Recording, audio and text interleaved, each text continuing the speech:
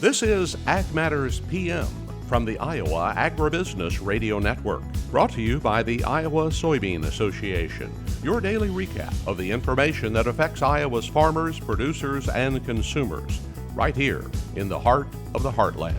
With reports from our award-winning broadcast team of Dustin Hoffman, Riley Smith, and Mark Magnuson. Now, from the IARN studios in Des Moines, here's Mark Magnuson. Hello and welcome into Ag Matters PM on the Iowa Agribusiness Radio Network. I'm Mark Magnuson. Today is Thursday, February 8th, 2024, and we're so glad you could join us for today's show. In today's episode, I will have the closing market coverage, also the update from the WASDE report as Tyler Schau breaks it down for us, the February WASDE report released today, and we have the latest edition of Between the Pods. In today's edition of Between the Pods, I will be joined by April Hemis with the Iowa Soybean Association. It is time now for our closing market coverage. It's time now for the Ag Matters PM Closing Market Summary, your source for market analysis and settlement prices from the day's trade in Chicago, courtesy of the folks at agmarket.net. Joined today at midday by Tyler Schau of agmarket.net for our closing market discussion. And Tyler, we received the WASDE report for February today. That came out at 11 o'clock this morning. What did we learn in that report?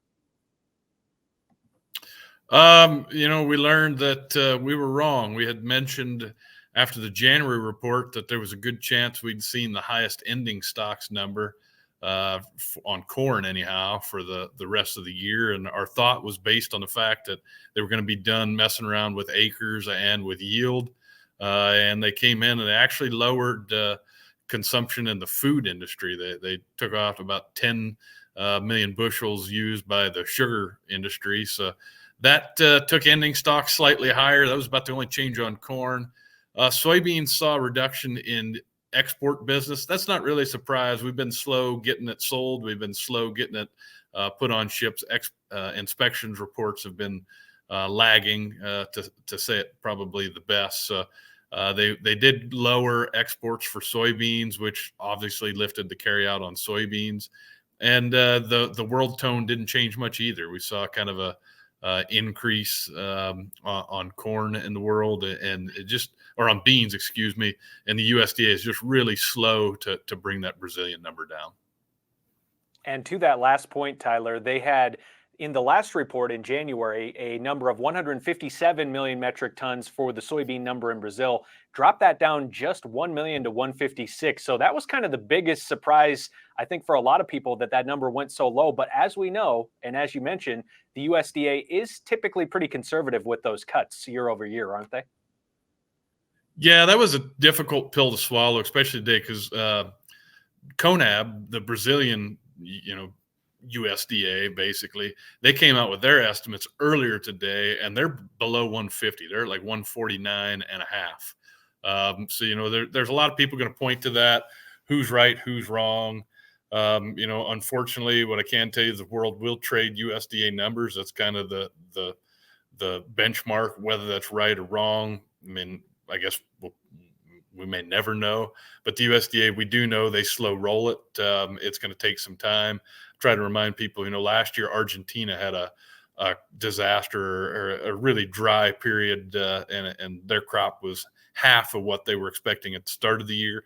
And it took fully until like June, July, until the USDA caught up with where the Argentine estimates were, earlier in the spring. So they're going to play it slow. And then the other thing that I've had to tell a few people today is don't forget, these numbers were likely put together, days ago. It's just it took till today before it was all compiled and released. So they wouldn't have had that CONAB information going into the report released today. So I would fully expect that number keeps slowly dwindling, probably won't come down as much as what a lot of private analysts are looking at, and likely won't come down to where a lot of producers are going to wish it would.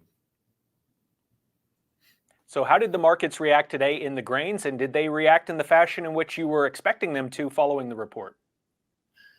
They were kind of all over the place. The reminder that I'd like to give to people is in today's world where we trade a lot of algorithms and computers are trained to go in and read specific data. It goes in, it reads that data, it executes the trade.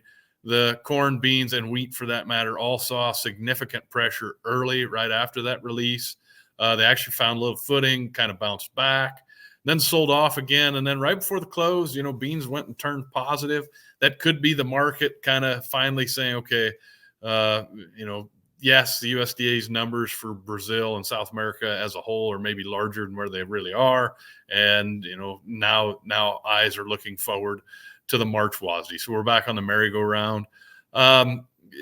They didn't surprise me, corn struggling. And until we get that catalyst that tells us, we're undervalued here, at least for a short term or short time, corn's going to remain under pressure. And we saw that again today. And then on the other side of the ag marketplace, what happened with the livestock today? Livestock were up strong early in the day. The WASDE does contain some information on the livestock side. It's usually not a huge market mover. They didn't pull beef production down as much as, we might think they probably should. Maybe we'll see some revisions in the future. That put the market under a little pressure. We settled a little over $2 off our highs in the feeder calf market. Fat cattle remained fairly strong, about $1 off of its highs. The story there hasn't changed. Low supplies of beef. We know that's going to remain. The big question is, how much will consumers, pay, and how long will they continue to pay for that? Hogs under some pressure, shot up really strong over the last month, and from a technical standpoint was pretty, overbought, and we were looking for kind of a technical correction. We're getting it, and likely with hogs, it'll go too far to the downside. So that's why when you get those spikes as a producer or someone that needs some hedging, it's a good time to throw on puts or sell the board.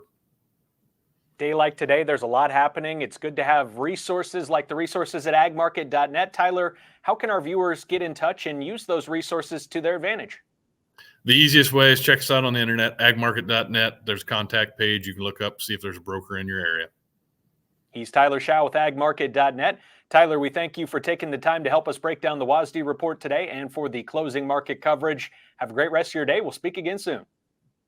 You bet. Thanks, Mark. Thank you to Tyler Schau of agmarket.net for taking the time to help us break down the WASDE report here today. It is time now for the closing market numbers. And let's take a look now at how those numbers closed. You can find the numbers anytime on our website under the Markets tab at iowaagnet.com. March corn down 1 even at 4.33 1/4. March soybeans up 4 1/2 at 11.93 1/2. March soybean meal down $4.10 at 347.10. March soybean oil up $1.18 at 47.94. Chicago wheat down 13 1/2 at 588 1/2. Minneapolis wheat down 12 1/2 at 683 3/4. Kansas City hard red wheat down 17 1/4 at 601 even. March oats down 3 3/4 at 378 3/4. On the Merc, February live cattle up $1.55 at 183.77. March feeder cattle up $1.30 at 246.85. April lean hogs down 75 cents at 80.35. April pork cutout down $1.27 at 88.12. And Class 3 milk down 9 cents at 16.14. And that is our closing market coverage for today here on AM/PM. It is time now to take a break to hear from our sponsor, the Iowa Soybean Association and the Soybean Checkoff. And when we come back, I will be joined by April Hemis for the latest edition of Between the Pods. Iowa Soybean Association is driven to deliver for Iowa's 40,000 soybean farmers. We're proud to provide objective agronomic research, a helping hand with soil and water stewardship, and timely industry news powered by the Soybean Checkoff. Learn more at iasoybeans.com. You're watching Ag Matters PM on the Iowa Agribusiness Radio Network. And in today's episode, it is the latest edition of Between the Pods. Between the Pods is the bi-weekly edition of AM/PM, brought to you by the Iowa Soybean Association, where we take a look at any of the latest innovations, breakthroughs when it comes to Iowa soybeans. And today I'm joined by April Hemis. She is the District 2 Director with the Iowa Soybean Association, and we talk about some of the latest innovations and breakthroughs for non-food uses of soybeans. It's time to go between the pods with the Iowa Agribusiness Radio Network and the Iowa Soybean Association. For the next year, we will explore the ways Iowa-grown soybeans are making a difference at home and around the world. Now, here's your host of Between the Pods, Mark Magnuson. Mark Magnuson for the Iowa Agribusiness Radio Network, and it is the latest edition of Between the Pods. I'm joined by April Hemis, and April is, of course, involved with the Iowa Soybean Association, but also involved at the national level when it comes to the United Soybean Board. So, April, could you please remind our audience your role within both organizations, as we are here today at Iowa Soybean Association's Farm Forward? Yeah. My role on the Iowa Soybean Association is I'm the District 2 Director, and I'm halfway through my last year, which is amazing how fast that went, and also my last year at the United Soybean Board, where I am the Demand Committee Chairman, so in charge of all the demand products.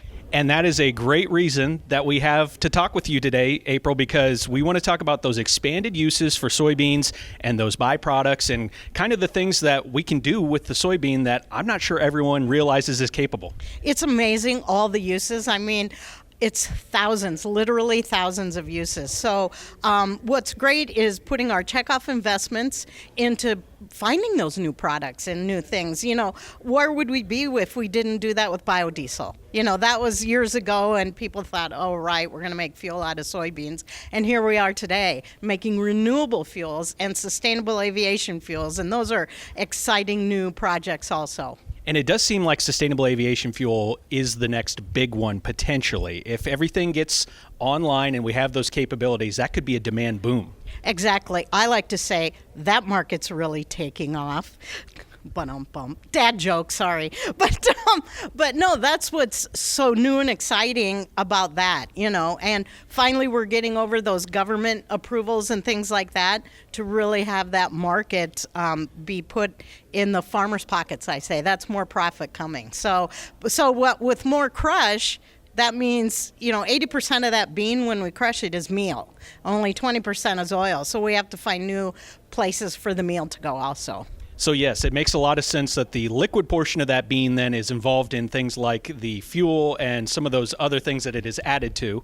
But then you do have that leftover meal a lot of times. And yes, that's used as a feedstock quite often. But what are some of those other uses? Yeah, so what we're doing with projects with soybean meal, the newest, most I love to talk about is firefighting foam. So they use the foam to put out fires. Well, that's always filled with PFAS, or those forever chemicals. So what we've done is projects that try that with the soybean meal, and it has turned out to be better than the original soy foams that they've been using. And it's passed one test. There's different levels of fires they can use it on. So it's passed one, it's going through another. So that'll be coming to the market soon. And we just visited with a fire department in the Kansas City area, and they're so excited to see that because they worry about the environment and things like that too when they have to use the foam. So here's soybeans having an answer to an environmental problem. So a natural byproduct then becomes a way to fight fires. That is very unique. And is that a brand new innovation then, or is that something that has been available? It's been in the works for years, but like anything, it has to go through those government approvals. So,